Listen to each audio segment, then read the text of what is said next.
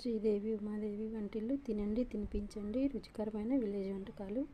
ఈరోజు చికెన్తో కారపొడి ఎలా చేసుకోవాలో చూపిస్తున్నాను. చూస్తున్నారా, ధనియాలు, కరివేపాకు, ఎండుమిర్చి, కొత్తిమీర అన్నీ ఆయిల్లో డీప్ ఫ్రై చేసాము.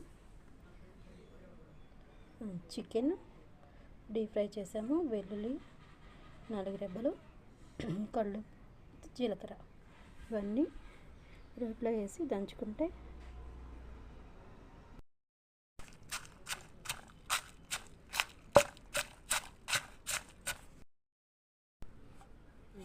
చూసారా చికెన్.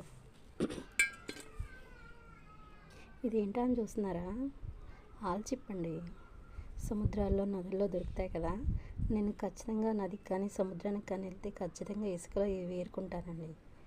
ఆల్చిప్ప మా అమ్మగారు నా చిన్నతనం నుంచి కూడా ఆల్చిప్పలే ఉప్పులో కానీ కారంలో కానీ పంచదారలో ప్రతి దాంట్లో టీ పొడిలో అన్నిట్లో ఇదే వాడేవారు. పసుపులో నాకు అదే అలవాటు. సంవత్సరానికి ఒకసారి నదికి వెళ్తాం కదా, వెళ్ళినప్పుడు ఆ ఇసుకలో ఏరుకొస్తాను నేను ఆల్చిప్పలు. అవే ఎక్కువ యూస్ చేస్తాము. ఇంకా చూడండి, చికెన్ కూడా కారపొడిలో వేసి దంచేసుకోవాలి మెత్తగా. చూస్తున్నారా,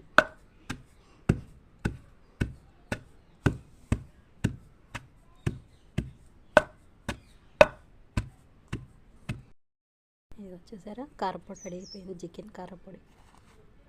దీంట్లో లైట్గా అరచెక్క నిమ్మకాయ పిండుకుంటే వేడి వేడి అన్నంలో వేసుకుని సర్వ్ చేస్తే టేస్ట్ వేరే లెవెల్లో ఉంటుంది. మీరు కూడా మీకు కావాలి అంటే మీరు ట్రై చేయాలనుకుంటే మా ఛానల్ ఫాలో అవ్వండి. శ్రీదేవి ఉమాదేవి వంటిల్లు తినండి తినిపించండి రుచికరమైన విలేజ్ వంటకాలు. Thank you.